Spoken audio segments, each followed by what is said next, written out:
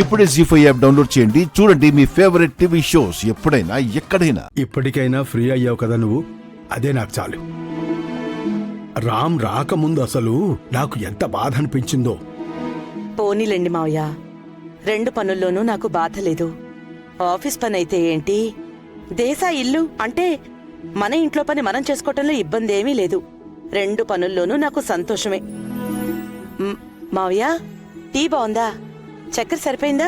చేసింది నువ్వు కదమ్మా, ఎందుకు తక్కువ అవుతుంది? అబ్బా నయం, నేనైతే భయపడ్డాను. ఆ సాధనొచ్చి పొద్దున్నే నా తల తినేసిపోయింది మావయ్య. ఆ టెన్షన్తో చక్కెర ఎక్కువ వేసానో తక్కువ వేసానో తెలియలేదు. సాధన ఏంటంట?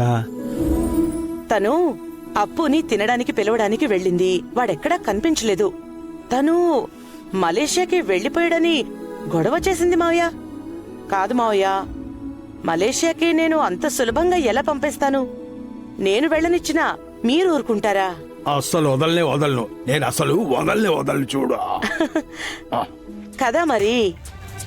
మావయ్య, అప్పు ఎక్కడికెళ్ళాడు? ఎక్కడికో బయటికి వెళ్ళాను అని చెప్పాడమ్మా. నేను కూడా వాడిని అడగలేదు అసలు.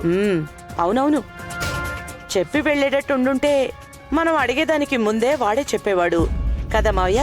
అడగడం అవన్నీ ఎందుకులేండి. నిజమే, ఇప్పుడు అసలు వాడు ఇంతకు ముందులాగా లేడమ్మా. అంటే ఇప్పుడు నీకొక సీక్రెట్ చెప్తాను. సీక్రెటా? నీకు ఒక్కదానికి మాత్రమే చెప్తానమ్మా.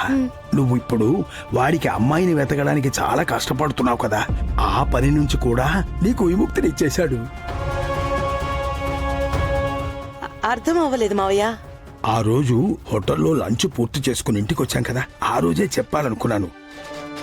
కానీ నువ్వు ఇంకా ఏ అమ్మాయిని తీసుకొచ్చినా కూడా వాడికి నచ్చదు అని నాకు తెలిసిపోయింది. అవును మావయ్య, నాకు కూడా ఆ రోజు అర్థమైంది. అప్పు పెళ్లి చేసుకోను అని డిసైడ్ అయ్యాడు. ఆ రోజే నాకు అర్థమైపోయింది. అది కాదమ్మా, ఎవరినో వాడు ఇష్టపడుతున్నాడు అని నాకు అనుమానం వస్తోంది. రియలీ? మావయ్య, ఎంత మంచి శుభవార్త చెప్పారు మీరు. మన అప్పు అంటే మన అప్పు ఎవరినైనా ప్రేమిస్తున్నాడా? ప్రేమ దాకా వెళ్లకు, అనుమానం. అలాగని వాడిని అడిగితే లేదు అంటాడు. తెలుసు కదా వాడి సంగతి. అంటే మావయ్య, అప్పు ప్రేమలో పడే అవకాశం ఉందా? అంటే పాసిబిలిటీస్ ఉన్నాయా? మళ్ళీ అదే అంటున్నావమ్మా నువ్వు. ప్రేమలో పడని తప్పే ఉంది. వాడు పక్కా క్వాలిఫైడ్ బ్యాచులరు. నేను చూసిన అమ్మాయినే పెళ్లి చేసుకోవాలి అని మొండికేసేవాడు కాదు మా ఈ తాతయ్య. రూపం, లక్షణం, అంతస్తు, దానికంటే ఎక్కువ పిల్లల్లాంటి మనస్సు, రాముడి లాంటి వ్యక్తిత్వం. అలాంటి అబ్బాయి ప్రేమలో పడి సీత లాంటి అమ్మాయిని తీసుకుని రానిలే, మనకే సంతోషం కదా. ఆ శ్రీరామచంద్రుడి ఆశీర్వాదం కూడా ఉంటుంది.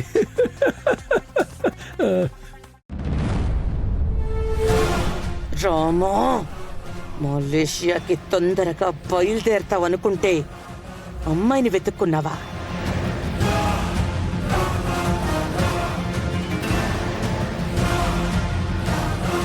లేదు లేదు, దీన్ని నేను అస్సలు నెగ్లెక్ట్ చెయ్యలేను. విషయమేంటో తెలుసుకుంటాను.